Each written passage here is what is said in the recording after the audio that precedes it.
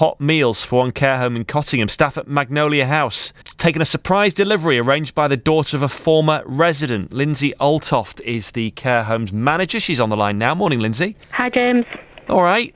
Yes, are you? Yeah, not too bad. Care homes are in the news a lot at the moment. I'll ask you about how you feel about all that. But first, let's focus on this very positive story about the relation of a former resident wanting to give something back. Hannah, she's been brilliant. She's been so supportive. Easter weekend, she arranged for every resident and staff member on shift to have an Easter egg. 140 Easter eggs were delivered to Magnolia House, which was just lovely. The residents absolutely loved it. And then on Monday, Hannah approached me and she asked if she could do something for the staff, and she organised for Feast in Hessel to deliver hot meals for all the staff, which they were so surprised.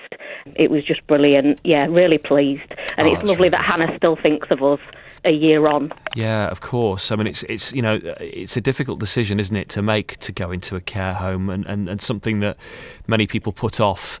But for someone like Hannah to have reflected on the really positive experience that her family member received, it's what a great endorsement. Yeah, absolutely. You know, it's lovely that families, you know, do still think of us. We have had, you know, families come to us with donations, and other people in the local community as well, you know, dropping things on our doorstep, which is so appreciated at this time, really is. You must be worried about the national figures and the fact that care homes are very much in the news in terms of being very vulnerable to coronavirus. It's something that is on our mind and worries us all the time. Staff team, they are really strong. We're working really hard to keep our residents safe and well looked after, and I cannot praise the team at Magnolia House enough. I really can't. And I suppose, you know, when you see figures of elsewhere in the country, it is a very, very worrying trend. Do you feel like you've had the support you need from the health services to shield your patients and people that live in the care home?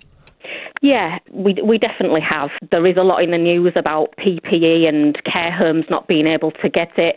From my point of view, we've been inundated with support for PPE from our various suppliers to our pharmacy, which we use, resident families and staff families who all work in the industry and have sent us supplies. We've had face shields and masks sent. You know, my office is full of boxes of PPE, which is just brilliant, and it's helping us to keep our residents safe and also the staff safe. Well, you know, it's just crossed my mind about what a resident in a care home might think about the staff suddenly donning masks and shields, and what they have to say about that.